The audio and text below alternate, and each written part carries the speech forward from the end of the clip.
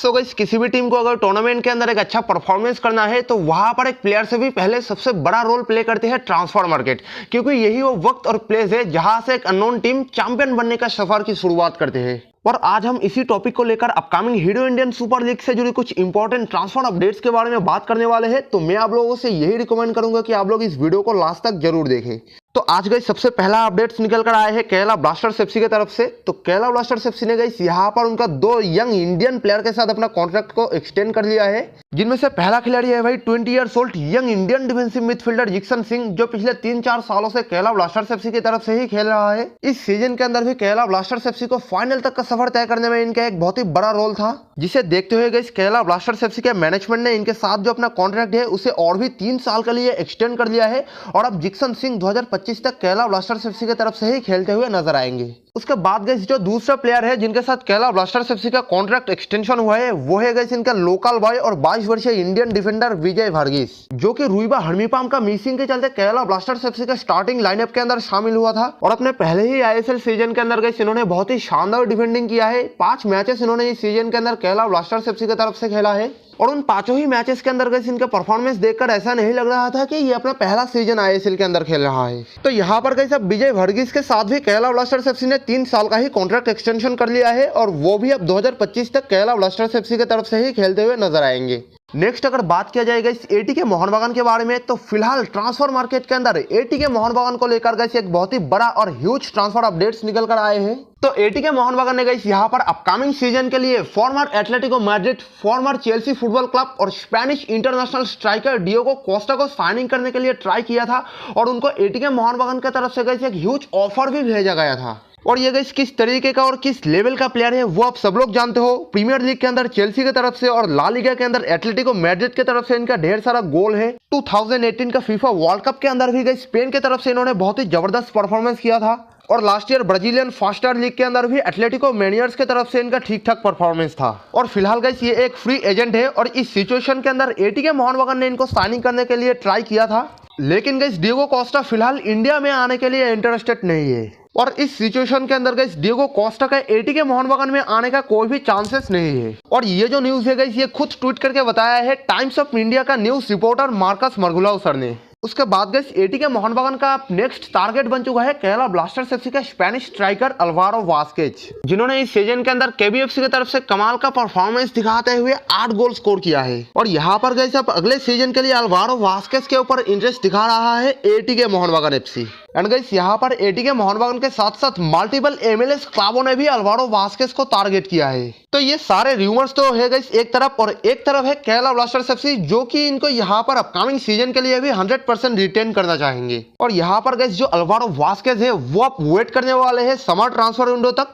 और उसके बाद ही वो जाकर के ये डिसाइड करने वाले हैं कि वो फ्यूचर में कौन सा क्लबों के साथ ज्वाइन करेंगे। उसके बाद गाइस अगर एटीके मोहन बागान का एक डोमेस्टिक कॉन्ट्रैक्ट एक्सटेंशन के बारे में बात किया जाए तो यहाँ पर जो एटीके मोहन बागान का मैनेजमेंट है उन्होंने यहाँ पर उनका 19 वर्षीय young Indian attacking midfielder Ravi Bahadur Rana के साथ अपना कॉन्ट्रैक्ट को और भी 3 साल के लिए एक्सटेंड कर लिया है और अब रवि बहादुर राणा 2025 तक एटीके मोहन बागान के साथ ही कंटिन्यू करने वाले हैं। उसके बाद गई अगर बात किया जाए एससी ईस्ट बंगाल के बारे में, तो एससी ईस्ट बंगाल गई यहाँ पर अपकमिंग सीजन के लिए साइनिंग करने वाले हैं इंडिया का अंडर 17 वर्ल्ड कपर बॉय और 21 years old right back Mohammad Rakib को, जिन्होंने इससे पहले 2 सीजन केरला ब्लास्टर्स एफसी की तरफ से और last 2 season Mumbai city FC की तरफ से खेला है। फिलहाल ये मुंबई सिटी एफसी का ही एएफसी चैंपियंस लीग स्क्वाड में मौजूद है। और फिलहाल गई मोहम्मद राकिब के साथ एससी ईस्ट बंगाल का सब कुछ कंप्लीट हो चुका है। एससी ईस्ट बंगाल के साथ ये 2 साल का एक टर्म में भी एग्रीड हो चुका है और ट्रांसफर विंडो आते ही गई ईस्ट बंगाल की तरफ से मोहम्मद राकिब का साइनिंग को ऑफिशियली अनाउंसमेंट भी कर दिया जाएगा। उसके बाद गई एक और आईएसएल शील्ड विनर गोलकीपर पवन कुमार, उनके साथ भी एससी ईस्ट बंगाल का सब कुछ कंप्लीट हो चुका है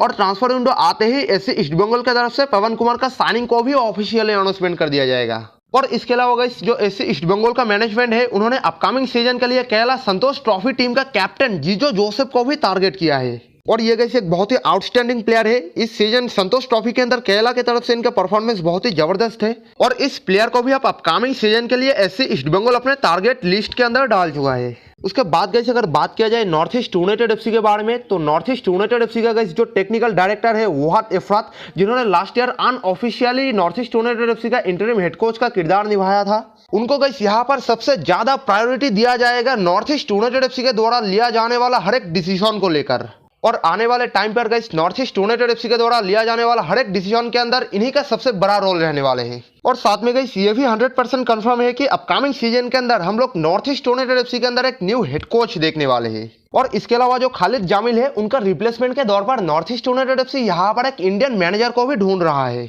तो अब आने वाले टाइम के अंदर guys north east United FC का टीम में काफी चेंजेस एक्सपेक्टेड किया जा सकता है। और इसके बारे में आप लोग क्या कहना चाहोगे वो आप लोग नीचे कमेंट बॉक्स पर जरूर बताइएगा। उसके बाद गाइस अगर बात किया जाए कई सालों से इंडियन फुटबॉल के अंदर खेलने वाले स्पेनिश विंगर एडू गार्सिया के बारे में, तो एडू गार्सिया को गाइस अब हम लोग काफी मिस करने वाले हैं, क्योंकि अगले साल से वो इंडिया के अंदर खेलते हुए नहीं नजर आएंगे, क्योंकि उनका यहाँ पर ट्रांसफर हो चुका है सर्जियो लोबेरा का अंडर में Chinese second tier club Sichuan Jiuniu का टीम में। और अब एडू गार्सिया सर्जियो लोबेरा के अंडर में होरे ओर्टिज मेंडोजा और हर्नन संताना के साथ चाइनीज सेकेंड टायर लीग के अंदर ही खेलते हुए नजर आएंगे। उसके बाद गाइस अगर बात किया जाए एफसी गोवा के बारे में, तो जैसा कि आप सब लोग जानते हो कि रोमारियो जेसूरज अपकमिंग सीजन के अंदर चेन्नई एफसी की तरफ से खेलते हुए नजर आएंगे। और ये न्यूज गाइस बहुत पहले ही मैंने आप सबको बता दिया था। और उन्हीं का रिप्लेसमेंट के दौर पर गाइस यहाँ पर एक नाम सामने निकल कर आए हैं जिनको अपकमिंग सीजन से पहले एफसी गोवा साइनिंग कर सकते हैं, और वो खिलाड़ी है गाइस मोहम्मद यासिर। लेकिन गाइस फिलहाल मोहम्मद यासिर हैदराबाद एफसी के साथ एक कॉन्ट्रैक्टेड प्लेयर है, 2023 तक हैदराबाद एफसी के साथ इनका कॉन्ट्रैक्ट मौजूद है। और इस सिचुएशन के अंदर अगर एफसी गोवा इनको साइनिंग करना चाहते हैं तो या तो मोहम्मद यासिर को हैदराबाद एफसी से एज ए लोन के तौर पर लाना होगा,